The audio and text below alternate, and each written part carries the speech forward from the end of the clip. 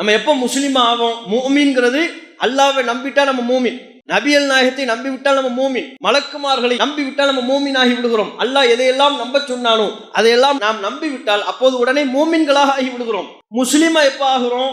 அல்லாஹ் ரசூல் சொன்னதுக்கு கட்டுப்பட்டா தான் முஸ்லீம் ஆகிறோம்.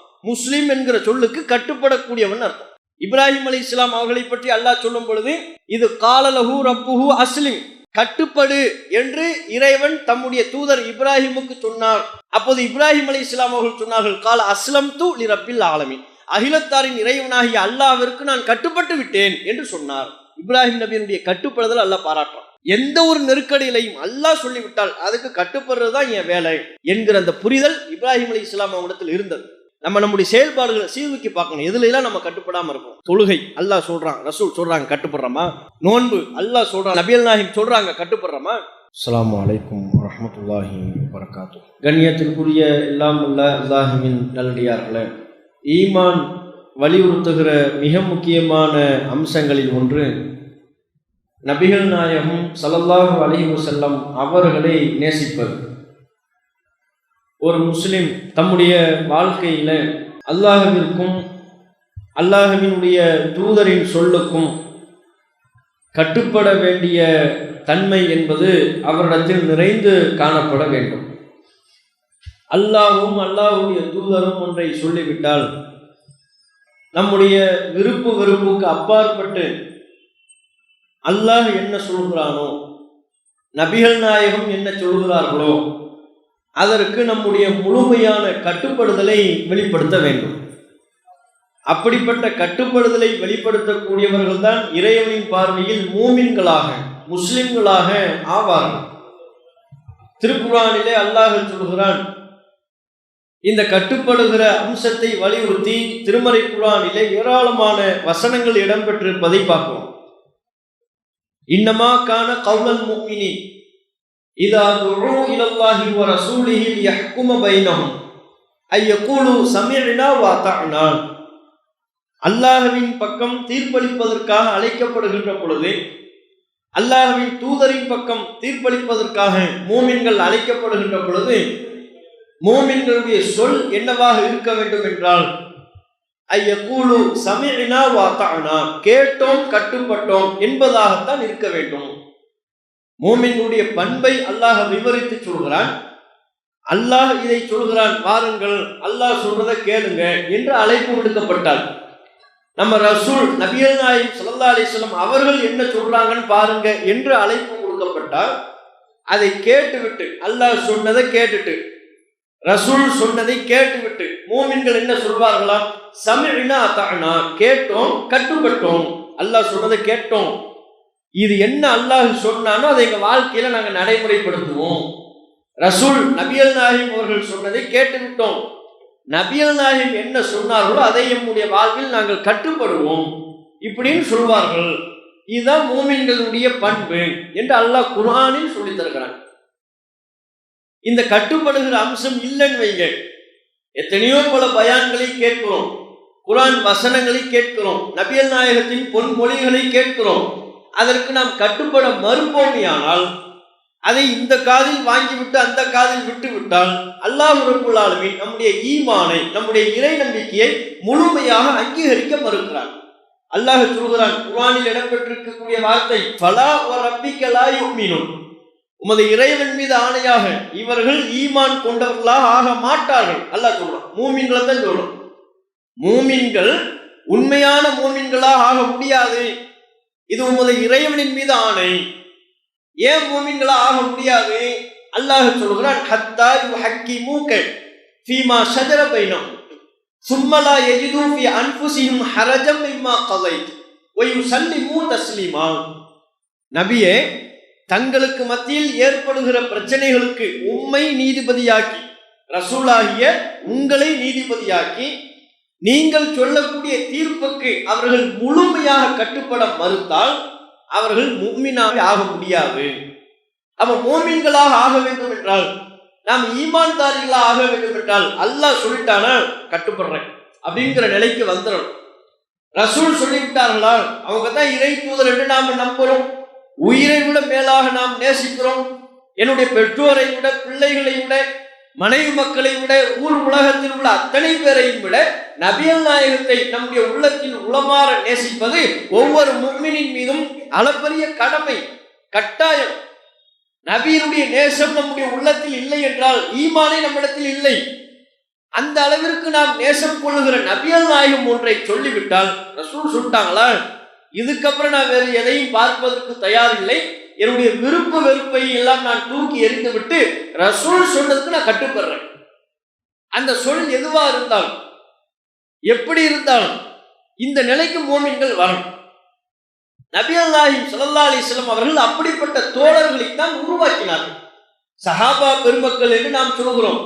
இந்த மார்க்கத்திற்காக பாடுபட்டவர்கள், ரத்தம் சிந்தியவர்கள் என்று புகழாரம் சூட்டுகிறோம். அவர்கள் அல்லாஹ்விடத்தில் அவ்வளோ பெரிய உயர்வை அடைவதற்கு காரணம், அல்லாஹ் சொன்ன முழுமையா கட்டுப்படுவாங்க.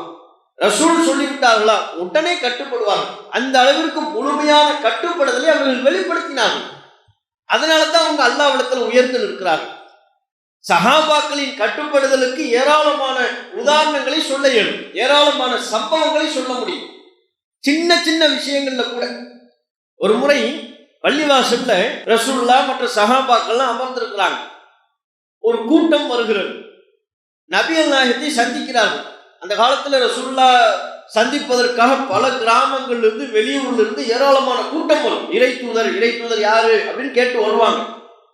ரசூலுல்லாஹ்விடம் இருந்து மார்க்க செய்திகளை எல்லாம் கற்றுக்கொள்வார்கள். தங்கள் ஊர் பிரச்சனைகளை சொல்லி தீர்வு கேட்பார்கள்.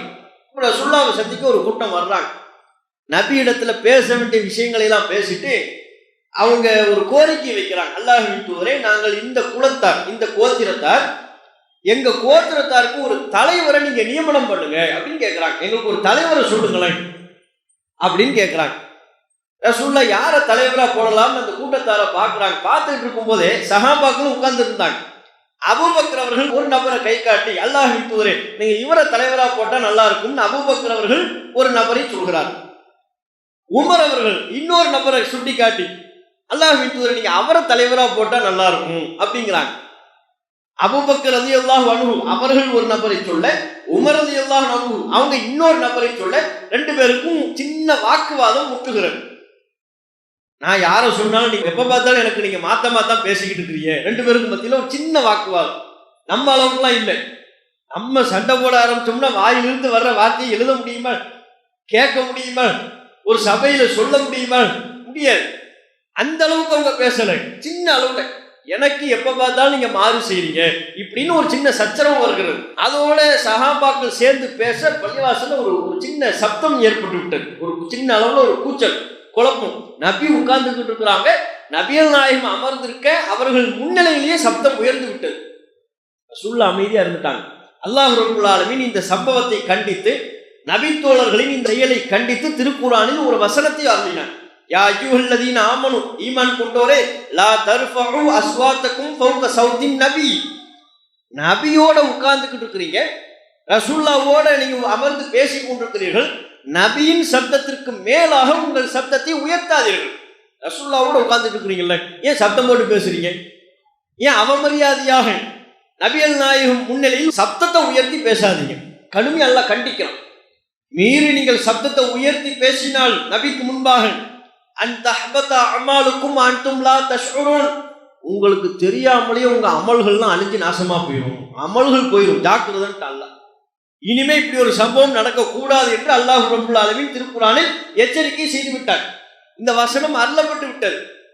அருளப்பட்டதற்கு பிறகு நபித்தோழர்களின் நடவடிக்கையை நீங்க பார்க்கணும். அதுலதான் அவங்க உத்தமர்கள், எப்பேற்பட்ட நன்மக்கள் என்பதை நாம புரிந்து கொள்ள முடியும்.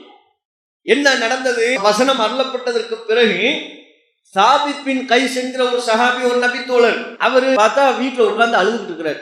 இந்த வசனம் அருளப்பட்டதற்கு பிறகு வீட்டுல உட்கார்ந்து அழுதுகிட்டு இருக்கிறார். என்ன? இல்ல, நான் ரசூலுல்லாஹ்வுக்கு முன்னால சத்தமா பேசிட்டேன், பல நேரங்கள்ல பேசியிருக்கிறேனே, என் அமல்கள்லாம் என்ன ஆச்சுன்னு தெரியலையே, பயமா இருக்கு, ரசூலுல்லாஹ்வை நான் சந்திக்கவே வரலைங்கிறாரு.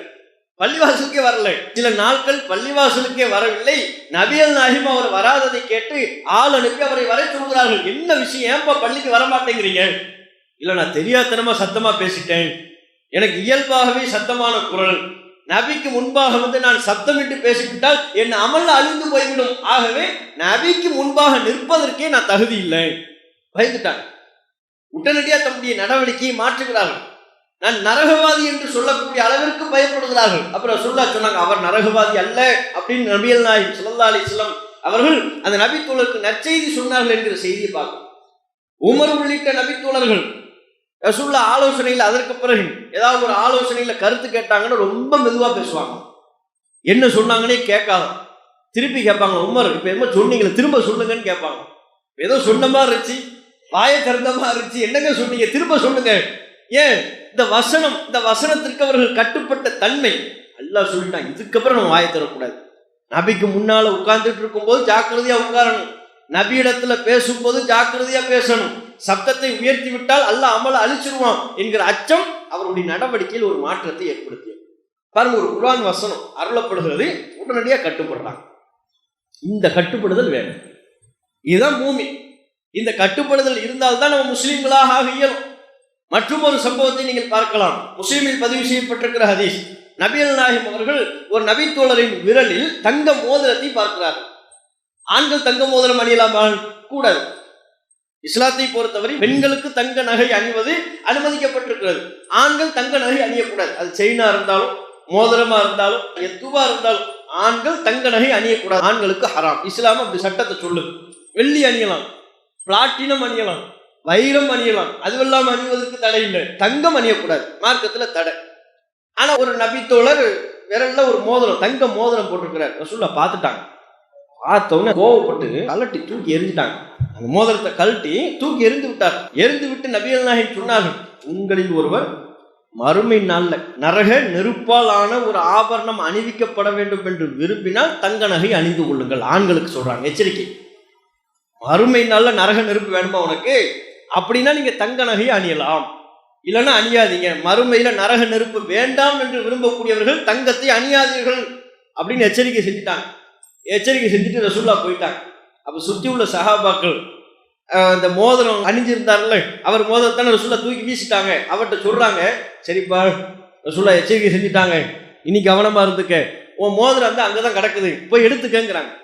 மோதிரம் அங்கேதான் இருக்கிறது, போய் எடுத்துக்கொள் என்று அந்த சஹாபியிடத்தில் சொல்கிறார்கள். அந்த நபித்தோழர் சொல்கிறார், நான் எப்படி எடுப்பேன்?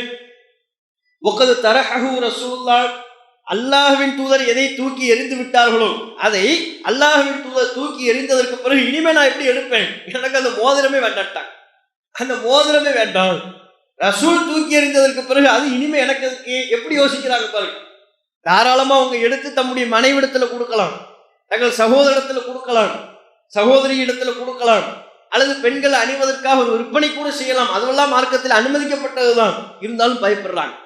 ரசூல் எவ்வளவு கடுமையா கண்டிச்சுட்டாங்க, தூக்கி வீசிட்டாங்களே, என் கையில தரலையே, தூக்கி வீசி விட்டார்கள். என்ன கோபத்தில் இருக்கிறாங்கன்னு தெரியல. அல்லாஹ்வின் தூதர் என் கை விரலில் இருந்து பிடுங்கி அதை தூக்கி எறிந்ததற்கு பிறகு இனிமே நான் அதை அணிய மாட்டேன், எனக்கு வேண்டாம்ட்டாங்க. எப்பேற்பட்ட கட்டுப்படுதல் பாருங்க. இது மாதிரியான கட்டுப்படுதல் இன்னும் பல நேரங்களில். இத்தனைக்கு அந்த சமூகத்தை பார்த்தீங்கன்னா ஆரம்பங்கள்ல இருந்தே மதுவில் ஊறி திளைத்த சமுதாயம். நம்ம வீடுகள்ல எல்லாம் நாம எப்படி தண்ணீர் பாட்டில், தண்ணீர் கேன், வாட்டர் கேன் வச்சிருக்கிறோம், அது மாதிரி அவங்க மது வச்சிருப்பாங்க. மதுவுல ஊறி திளைத்த சமுதாயம். படிப்படியாகத்தான் மது ஹராமாக்கப்பட்டது. கொஞ்சம் கொஞ்சமாகத்தான் மதுவை அல்லாஹ் ஹராமாக்கினான். ஒரு கட்டத்துல இதையெல்லாம் ஏங்க சாப்பிட்றீங்கன்னு அல்லாஹ் கேட்டான் குர்ஆன்லே. இதெல்லாம் ஏன் சாப்பிட்றீங்க அப்படின்னு அல்லாஹ் கேட்டான்.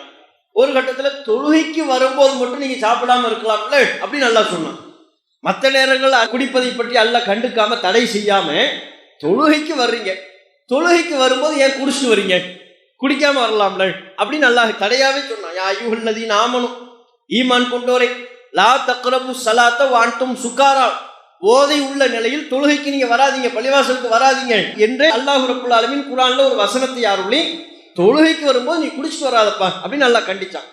பின்னால இறுதியில் தான் ஒட்டுமொத்தமா அது ஹராம், அது எந்நேரமும் சாப்பிடக்கூடாது, ஒரு சொட்டு கூட பருகக்கூடாது, ஹராம்ங்கிற அறிவிப்பு வந்துச்சு இறுதியாகத்தான்.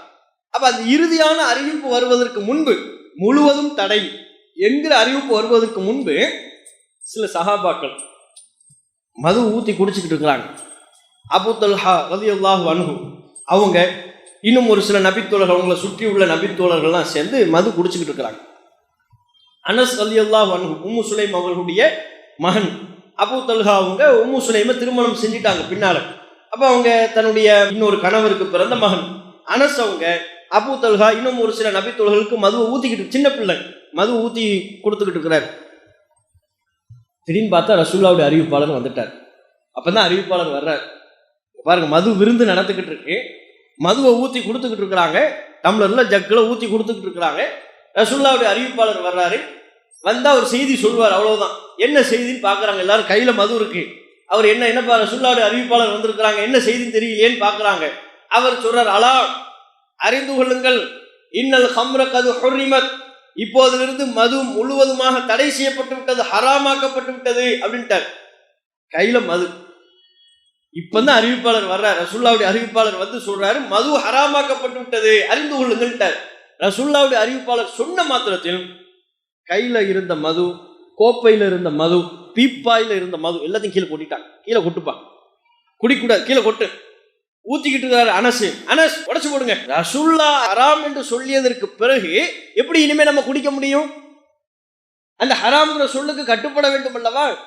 அல்லாஹ்வின் தூதர் ஹராம்னு சொன்னதுக்கு பிறகு ஒரு மிடரை கூட நாம் பருவக்கூடாது, கீழே கொட்டுங்கன்ட்டாங்க. இதுதான் கட்டுப்படுறது. நம்முடைய மனவிச்சைக்கு அப்பாற்பட்டு, நம்முடைய சொந்த விருப்பு வெறுப்புகளுக்கு அப்பாற்பட்டு அல்லாஹ் சொல்லிட்டா சமீனா அத்தானா, கேட்டோம் கட்டுப்பட்டோம்.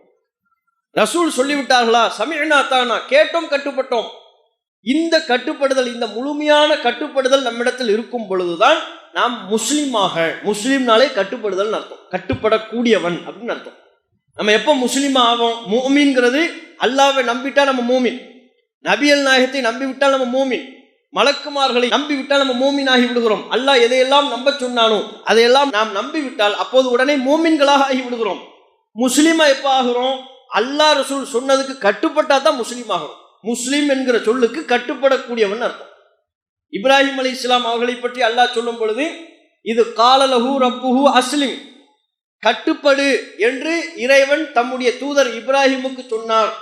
அப்போது இப்ராஹிம் அலைஹிஸ்ஸலாம் அவர்கள் சொன்னார்கள், கால அஸ்லம்து லிரப்பில் ஆலமீன், அகிலத்தாரின் இறைவனாகிய அல்லாஹ்விற்கு நான் கட்டுப்பட்டு விட்டேன் என்று சொன்னார். இப்ராஹிம் நபியினுடைய கட்டுப்படுதல் அல்லாஹ் பாராட்டுறான். நான் ஒரு வார்த்தை தான்ப்பா சொன்னேன், இப்ராஹிம் கட்டுப்படுன்னு, உடனே கட்டுப்படுறேன்ட்டார். என்ன சொன்னாலும் நான் கட்டுப்படுறேன், அதனால தானே கட்டுப்பட்டாரு. பிள்ளைய அருண் சொன்னாலும் கட்டுப்பட்டார், குடும்பத்தாரை கொண்டு பாலைவனத்தில் விடு என்றாலும் கட்டுப்பட்டார், நெருப்பு குண்டத்தில் தூக்கி வீசப்படுகிற நிலை வந்த போதும் கட்டுப்பட்டார், அல்லாஹ்வுக்கு கட்டுப்பட்டார். எந்த ஒரு நெருக்கடியிலையும் அல்லாஹ் சொல்லிவிட்டால் அதுக்கு கட்டுப்படுறது தான் என் வேலை என்கிற அந்த புரிதல் இப்ராஹிம் அலைஹிஸ்ஸலாம் அவங்களிடத்தில் இருந்தது. அப்ப இப்ராஹிம் நபியை பின்பற்றுமாறும் அல்லாஹ் நமக்கு சொல்லியிருக்கிறான். நபியல் நாயகம் ஸல்லல்லாஹு அலைஹி வஸல்லம் அவர்களும் நமக்கு இந்த கட்டுப்படுதலை, அல்லாஹ் ரசூலுக்கு கட்டுப்படக்கூடிய அம்சத்தை வலியுறுத்தி சொல்லியிருக்கிறார்கள். இதை மூமின்கள் நம்முடைய வாழ்க்கையில் நம்ம கடைபிடிக்கணும். நம்முடைய செயல்பாடுகளை சீர்தூக்கி பார்க்கணும். எதுல எல்லாம் நம்ம கட்டுப்படாம இருக்கோம். தொழுகை அல்லாஹ் சொல்றான், ரசூல் சொல்றாங்க, கட்டுப்படுறோமா? நோன்பு அல்லாஹ் சொல்றான், நபியல் நாயகம் சொல்றாங்க, கட்டுப்படுறோமா? நம்முடைய வியாபாரம், நம்முடைய குடுக்கல் வாங்கல், நம்முடைய இதர காரியங்கள், ஏனைய செயல்பாடுகள், பொய் பேசுவது, இதில் எல்லாம் அல்லாஹ் ரசூல் என்ன சொல்றாங்களோ அதற்கேற்ப நம்முடைய செயல்பாடுகளை நாம் அமைத்துக் கொள்கிறோமா என்று ஒவ்வொருவரும் நம்முடைய செயல்பாடுகளை சீர்தூக்கி பார்த்து முழுமையான முறையில் அல்லாஹ்விற்கும் அல்லாஹ்வின் தூதருக்கும் கட்டுப்படுகிற நன்மக்களாக அல்லாஹ் ரப்புல் ஆலமீன் நம் அனைவரையும் ஆக்கி அருள் புரிவானாக என்று கேட்டு என்னுடைய உரையை நிறைவு செய்து கொள்கிறேன். இஸ்லாம் மற்றும் சமுதாய செய்திகளை அறிந்து கொள்ள தமிழ்நாடு தௌஹீத் ஜமாஅத் யூடியூப் பக்கத்தை உடனடியாக சப்ஸ்கிரைப் செய்து கொள்ளுங்கள். மேலும் பெல் பட்டனையும் கிளிக் செய்து கொள்ளுங்கள்.